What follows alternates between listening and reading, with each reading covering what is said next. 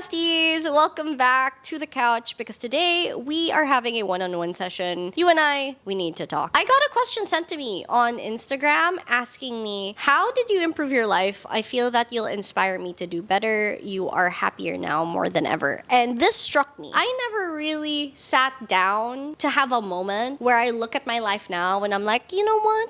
My life is so much better. So to know that someone who watches my content, because this does come from a subscriber, her name is Joanna Season. Hello, thank you for the question. Is looking into me in my life and seeing the improvement from where I used to be years back when we started creating content for this channel was kind of a bit of a shocker for me because I didn't even see it for myself. I do recognize that my life has taken a big jump from where I used to be, even with just my mindset, my relationship with myself, my relationship with my work, how I handle even my romantic relationships now that I'm married. There's a huge difference now. I would like to say that my life is a lot better. So I'm going to touch on this question today with probably what is to be a very long video to talk about what I think I did in order to improve my life and my relationship with myself. In order for us to see what has improved in my life, though, you guys have to know what wasn't good about my life. And that is to say that we are going to be talking about what I think are my personal pain points and what I struggled with that was holding me back from being my best self and living my best life. My first 3 pain points come from way back when I was a baby. These are things that I was born with, and I see how it affects me still to this day and makes me struggle. The first is that it does not come naturally to me as a person to take initiative. It does not come naturally to me as a person to be disciplined. And because of those 2 things, I struggle to finish what I start. Be it a goal that I have or some kind of promise that I make myself or other people for that matter. Or let's say if there's like a work thing I want to do or a cool little project on the side, I struggle to finish what I start and to grow whatever little project I set my mind to. I always get carried away by the impulsiveness of the decision. I get excited over cool ideas that I have and then I jump right into it and then that momentum goes away and I drop the project completely. I never really finish it or I never really stay through the difficult parts to see it all the way through to the end till its success. And we're gonna get into why. Listen, I self-therapized, okay? I'm a very self-aware person. I've done a lot of introspection in my life. I'm gonna tell you exactly why. If you are an OG subscriber of mine, you would know that I am the youngest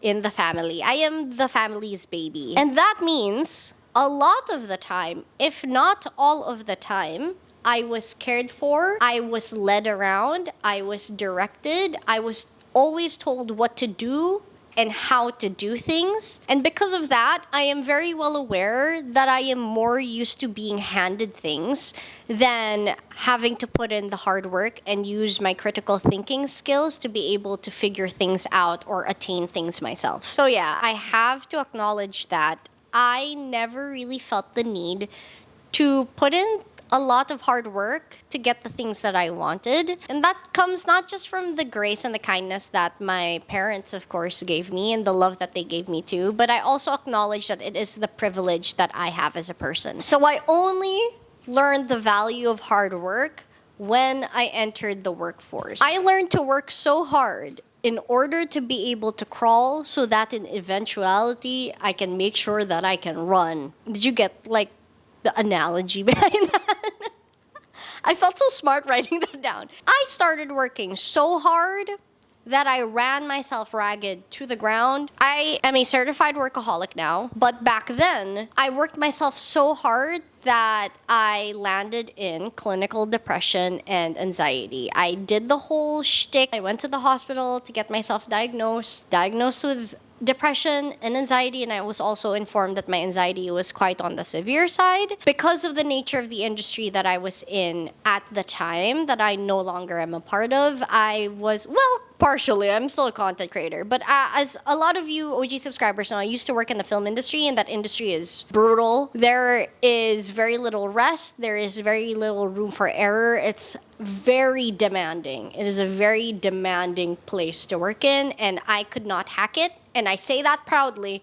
I could not do it, nor did I even want to do it. So I had to leave the industry after because it just did not do my mental health any good. It was battering it. And I was working really hard because when I entered the workforce after graduating college, that was also around the same time that my parents decided to let me fully step into adulthood and start paying for my own bills. Which, of course, is their right to do. Then there were months where I realized if I don't work hard enough, if I don't earn enough, I can't pay my bills completely. And that was my reality check. I got reality checked so hard that I fell into clinical depression and anxiety. And I was in that state for years. Like I am still an anxious person. Not so much a depressed person anymore, but I am still an anxious person, and my type of anxiety is the kind that causes me to catastrophize, which for me makes it so much harder because I'm not just anxious, I'm thinking of the worst case scenario at this point, and it causes me to stop functioning as a human being. But anyway, I digress. My depression led up much faster than my anxiety did, but my anxiety just kept getting worse and worse and worse at that point, and it caused me to be a non-functioning human being. It was extremely debilitating. I remember having one day, I was catastrophizing the stupidest scenario in my head, and my body felt it was true. And so I could not function, and I was just in bed, curled up, crying all day. And I remember I had to be at work that day, but I did not come in, and I didn't even put in like an absent notice. I just didn't show up because I could not function, and it felt like my world was crashing. I would say that was around the same time for sure that I felt like my life was at its darkest. I looked at myself and I felt like I wasn't me anymore.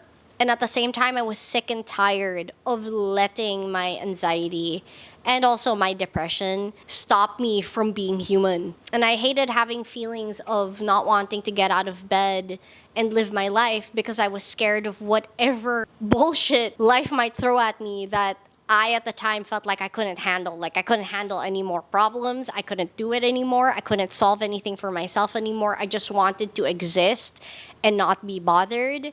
And knowing that life will always give me problems, that shit will always come up, and I will always somehow end up feeling troubled about something because life happens, really messed with me a lot. And that caused me to just stop functioning. I also want to specify that what was giving me a lot of anxiety at the time was the unknown future.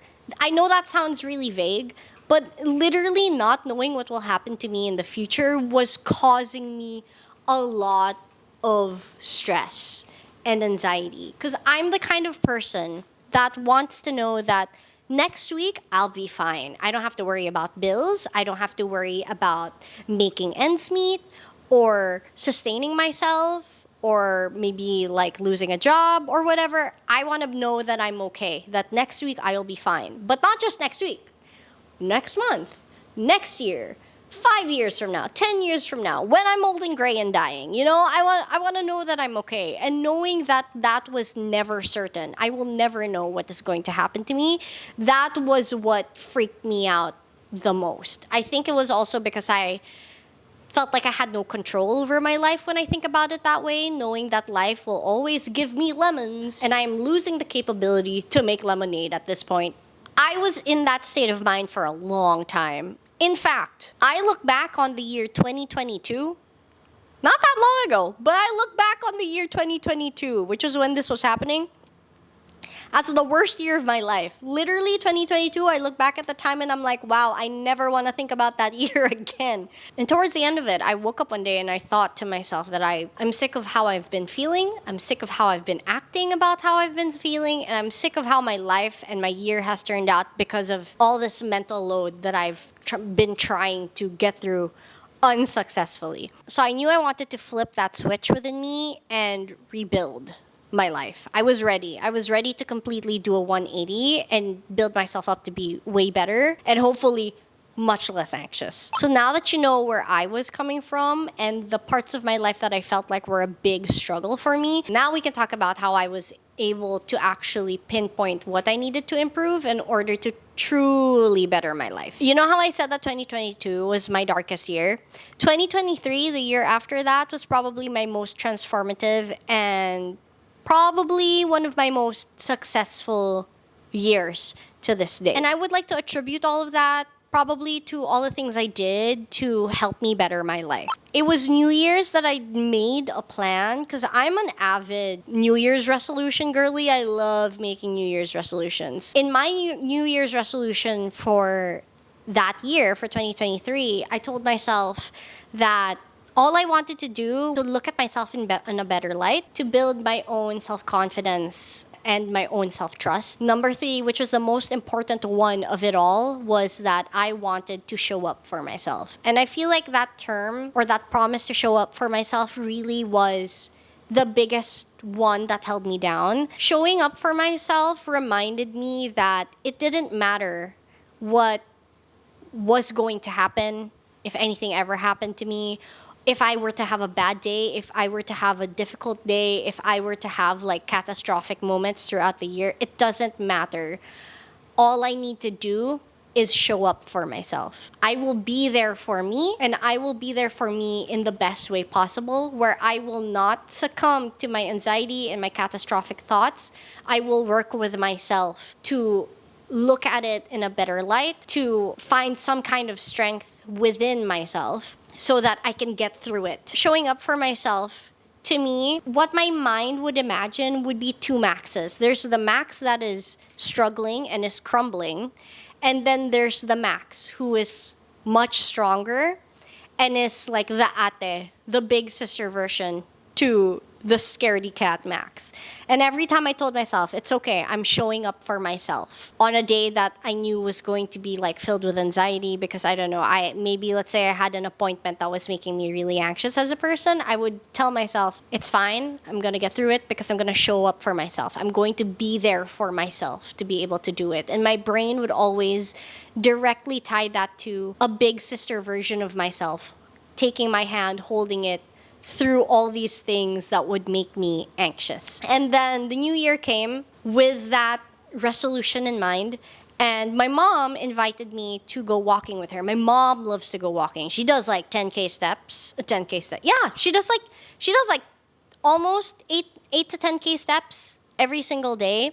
Or at least back in that year, she was doing that many steps. She invited me to walk with her, and I decided one day that I would do it. I believe on the first day of January, actually, of the new year in 2023.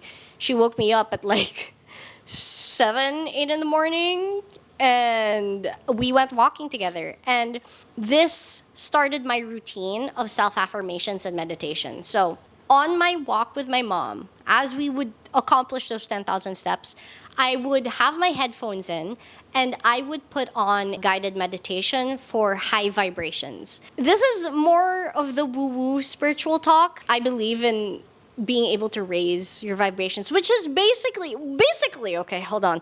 Sorry, I feel like I'm like a bit of a mess talking about this, but high vibrations is any feeling on the higher end of the emotional spectrum, which is feelings of happiness, joy, excitement, love. Those are feelings that vibrate highly, that make you feel good. Feelings on the lower end of the spectrum are feelings like anger, shame, frustration, depression.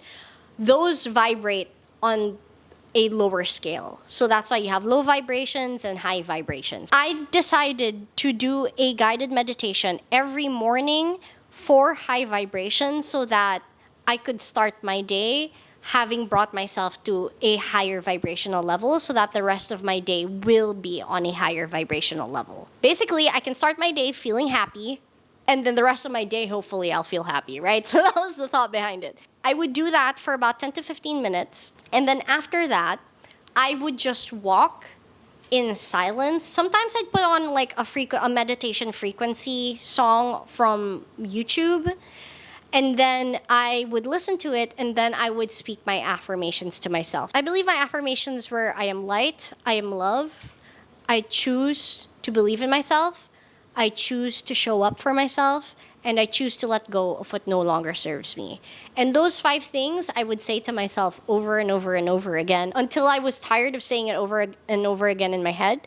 Sometimes when I would walk alone without my mom, I would speak it out loud over and over again. Whether you believe in self-affirmations or not, think of it as a placebo effect. It really worked for me. It was like a fake it till you make it type of situation, I believe, for myself, because I would no longer let myself feel the doubt and feel the fear, because I would always interrupt those scary feelings with the positive affirmations. Anytime I would start to feel anxious, I would just pull back before I'm able to feel the full breadth of anxiety and tell myself, it's okay.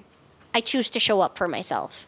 And that really would light some kind of fire in me every single time. It would make me feel some kind of strength. It was like I was giving myself back the control that I felt like I had lost. I no longer will just feel the anxiety and succumb to it because I choose this time. I choose to be stronger than that. I choose to let go of the anxiety because it does not serve me. I choose to show up for myself and be stronger for myself and get through this for myself. That and walking 10,000 steps every day, it would take me about an hour and a half. It is the most refreshing thing ever. And I did that consistently I even started running at some point. I ran a 5K marathon in that year too. But it really did wonders for me. It became a need for me to be able to provide some kind of mental clarity for myself. Even to this day, if I'm having a tough day at work, I always go on a walk in the evening, even if it's late at like 8 p.m. I will go on a walk because I know for a fact that after my walk of 10K steps, I always feel better after because I've allowed myself during that time to walk to be able to process whatever I am feeling, and I come back feeling more refreshed. So it was the combination of the guided meditation for high vibrations, the self-affirmations, and walking that 10K step every single morning that really helped me start my day right. Meditation at a separate time, not while walking as well, really helped me. So this is me meditating on my mat on the floor. I used to do this before work because I'd be anxious for work. So I used to do that 10 minutes or however long I can meditate. The longest I've ever meditated was, I believe, 20 minutes. So I would just sit down, meditate for 10 to 20 minutes. And then during that meditation time, I would do my best to focus on a silenced mind or to let whatever thoughts I have pass. I'll acknowledge them, but I'll never interact with whatever scary thoughts I have. I will just, respect that they're there and not try and suppress them, because that is also not good for you, trying to run away from your scary thoughts. But yeah, I would try to focus on a silent mind if I have a silent mind for the day, or I'd let my thoughts pass without focusing on them too much. It was also during that time that I trained myself to get over my catastrophization, to do better than to believe what I was catastrophizing over. And I started to believe, like truly believe, that just because I was thinking that something was a possibility doesn't mean that it will happen. So my meditation really helped me ground myself.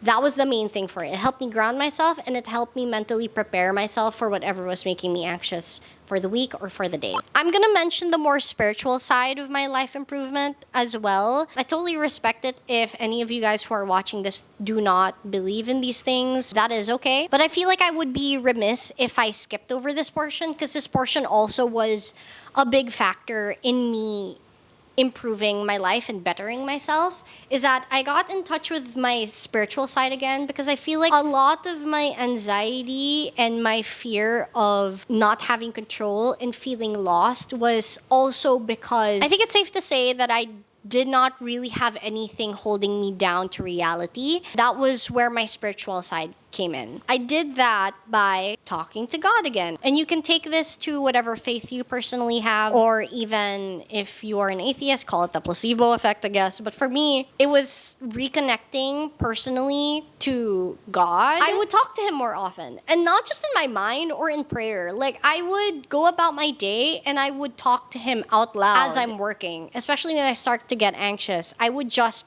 like out of nowhere say out loud, God, ikaw na to, sayo na to. God, please take care of me today. God, I'm scared. Please hold my hand. And saying it out loud and trusting that he can hear me and that he's watching over me brought me a sense of comfort. Doing that consistently really helped me keep myself in reality. It helped keep me from catastrophizing because again, whenever I would get anxious, it would be self-affirmations, but also I could relinquish control and let someone else direct me because that's what I'm most comfortable with, being the bunso. Always being told what to do, always being guided by people and being told exactly how to do things. I also feel like a lot of my struggle came from being tired of now leading my own life. You know, like doing my own thing. It's fun, but at some point, I also just want to be baby. You know, I just want to be like, can someone just do this for me, or can someone just like take care of this for me? That is a big point of contention for me as well. Is trying to marry the fact that most of my life I've been cared for, and I didn't really have to worry about anything because my parents would take care of it, or my older sisters would take care of it for me. And then now being my own person, or at that time like walking fully into adulthood, getting a reality check and being left to take care of myself, knowing that my family will catch me if I want to, but I also don't want to always have them catch me because I knew I had to learn this lesson for myself as well. Talking to God and asking him to take care of me, it triggered the youngest Max in my mind that always wanted to leave it up to other people. Telling God that it's now up to him, please take care of me, felt like I can let go. So when I got back in touch with my spiritual side, that was when I feel like the momentum of my life improvement really started to build, because I feel like at that point, it felt like it wasn't all on me anymore. It's not just me trying to better myself. It was now me and God. It was now me and my spiritual family taking care of me. So that really helped propel me even more forward towards bettering other aspects in my life. And that being said, my relationship with my work got better too. So this was also back when I was doing an agency job. Like, I was not freelance yet. My agency job was quite demanding as well. I was a project manager for influencer campaigns, and that's a lot to handle. Okay, it was a lot to handle. There would be a lot of times where it would get so overwhelming and I would just have my mental breakdowns because I was tired and I just couldn't freaking do it anymore. As we all know, I've already established hyping myself up through self-affirmations, talking to God, and learning to rely on him again, and also being able to ground myself through meditation. Those are the 3 things I've established as habits at this point that has somewhat improved my life. Improving my work life got better as well because I also learned to take it one step at a time. And to be honest, this was something that I learned from my mom at the height of my production house life when I was working in film prod. She had given me this advice before and I did use it at the time, but I fell out of it, and then I started getting overwhelmed by work again, and I remembered that she had advised me to look at things one step at a time instead of the bigger picture. So say I was trying to finish 5 projects and there are so much deliverables to be submitted, so many client communications to be done, and I'm probably intimidated by the clients, for example, which at the time I always was intimidated by the client. I learned to look at it one step at a time. So instead of thinking I have 5 projects to close and this many things to submit, I would look at the most urgent first. I only have 2 urgent things I have to submit next. And that really helped me narrow down what scared me to 2 very manageable things. And I would only focus on that and try to avoid getting overwhelmed by the hundreds of other things I needed to do. Because only at that time, it was just 2 things that needed to get done. And once I get those done, I move on to the next 2 other things, next 3 things, get those done, and then I'll move on to the other next 3 things. And that really helped me manage myself emotionally and mentally.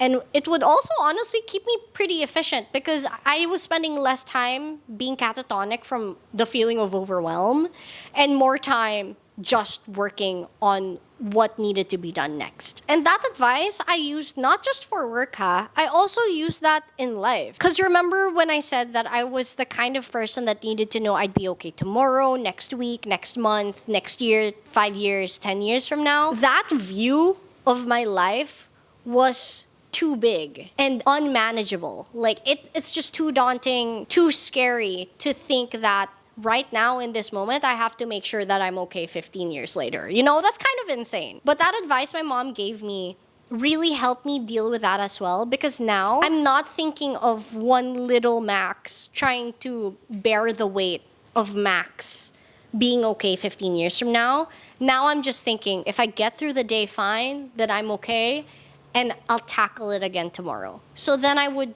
not do it on a step-by-step basis. I'd start doing it on a day-to-day basis. Until such time that I felt so okay on a day-to-day basis that I would forget about having to worry about the future, because my day-to-day life would be so manageable that I just did not have to worry about it anymore. The next thing that improved my life was that I prioritized taking care of myself over work.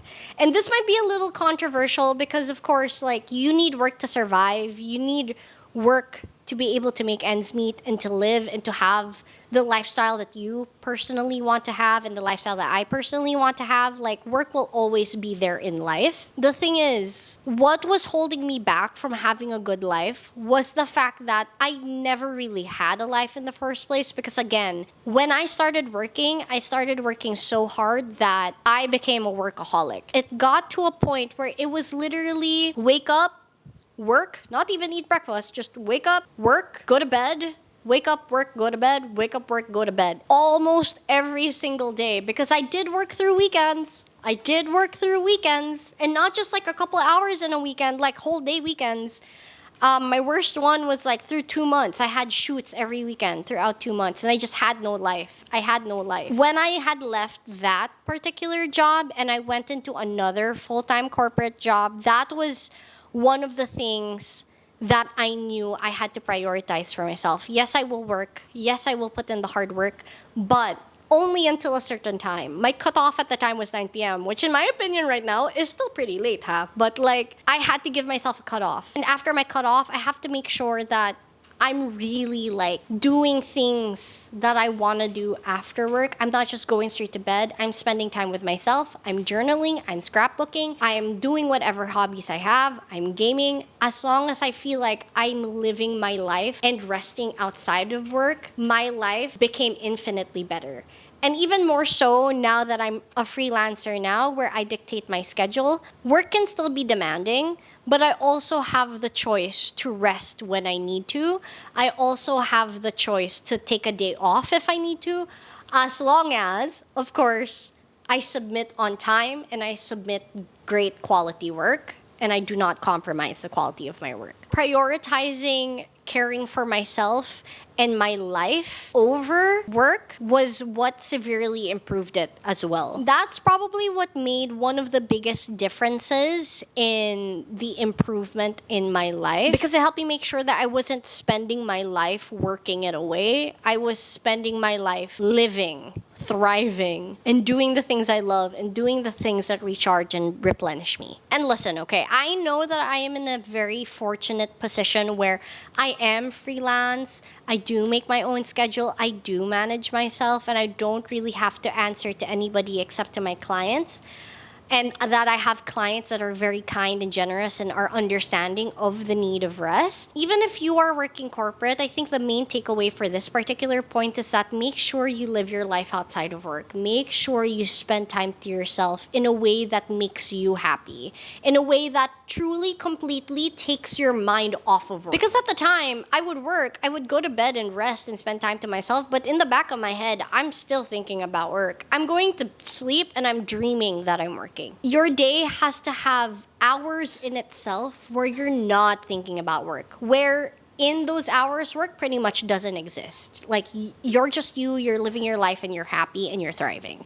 That's what's important. That I feel like is what is important. Another habit that I practice that helped improve my life is making sure that I don't leave any problems now for future me to deal with. This is like a small point, but I feel like a lot of you might need to hear this. Like, just because you're too lazy to tackle the issue now as it's happening doesn't mean you should leave it to the future version of you to worry about. Because I'm telling you right now, I 100% guarantee that in the future, when you finally have no choice but to deal with it, it's probably gonna be a worse situation than if you had dealt with it as it was happening. So, if you have any chores, obligations, responsibilities, deliverables you have to get on now, do it to the best of your abilities now. Don't leave it for future you to have a problem with. Because chances are, future you will also have a lot more to do, and then you're just piling on more work, and you're gonna hate your past self for procrastinating. Next is establishing a daily routine. And I am a huge stickler for routines. Routines make me feel like an accomplished person. And that's all I'm really striving for, is to feel like I've accomplished something in my life. So having a daily routine really helps me feel like I stuck by a structured method and I've done something with my day, even if I didn't really have much to do that day. So my routine changes from time to time, but my ideal routine that I strive for is to wake up early at 8 in the morning. If I'm being really extreme about it, 6 in the morning, which we will probably have a vlog where I'm going to try to wake up 6 a.m. every day and go to bed early to be able to wake up at that time. But I want to wake up early. I want to have breakfast and do some morning stretches and a morning meditation. And then I want to be able to be ready for work by 10 in the morning or 10:30 in the morning at the latest. My ideal time is 9 in the morning or 9:30 in the morning. I'm already starting on work. And then I work for the whole day until I clock out at around 6. I go for some kind of exercise, whether I choose to go to the gym or I go on a walk, on a run, on a swim. And then I come home, I eat dinner. Ooh, all right, my light died, so we're gonna have to continue this without my light. Sorry. I come home from my exercise, shower, I eat dinner, I play my video games, or read my book, or watch my true crime shows, and then I do my skincare, and I go to bed early, and then I do it all over again the next day. And having that routine really, really makes me feel like I've got my life together, because I know what I want to do for the day, and I'm able to stick by it. Ideally, your routine is something that can keep your physical health, your mental health, and your spiritual health well maintained, so that it's not something that you have to keep resetting every few months because it's gotten so bad or you've completely lost touch with it. Something that is maintained throughout your day so that you're always feeling good about each and every single day. Lastly, and I'm sorry that this video has turned out so long, that even my light freaking died, but lastly, I figured out a way to incorporate my passions on the side of my work. As you're seeing here, my YouTube channel is my side passion. So I know I stopped filming for a long time because my work took over. Coming back into this YouTube channel and now also prioritizing my YouTube channel as my own content on the side of the work that I do for my clients has really brought some kind of spark back into my life as well, because now I feel myself refreshed every time I get to do my kind of art, my kind of content.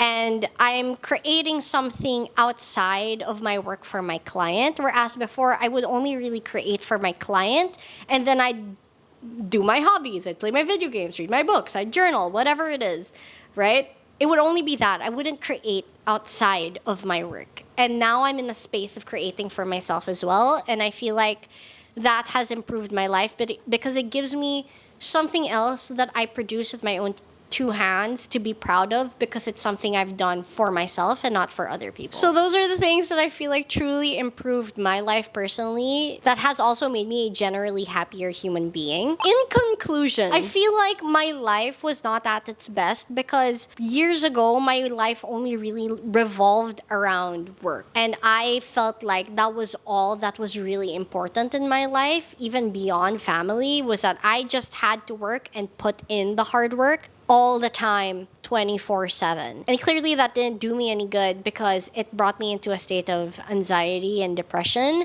that still affects me to this day. So if you guys are to take away anything from this video about what improved my life, putting a very strong sense of importance into my life outside of work, putting in time and effort and importance in nurturing myself and who I am into the person I want to become is truly what has done the complete 180 for me. I needed to know that I was living life for myself and not for anyone else, not for any other corporation, that I was working for myself and creating for myself and not for anybody else. When I pivoted the importance from work to myself, my life, that was when I felt true improvement. That was when I got myself to a happier state of mind and a more fulfilled state of mind as well. I hope this made sense.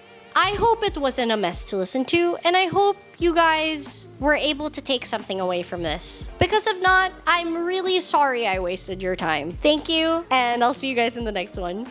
Bye!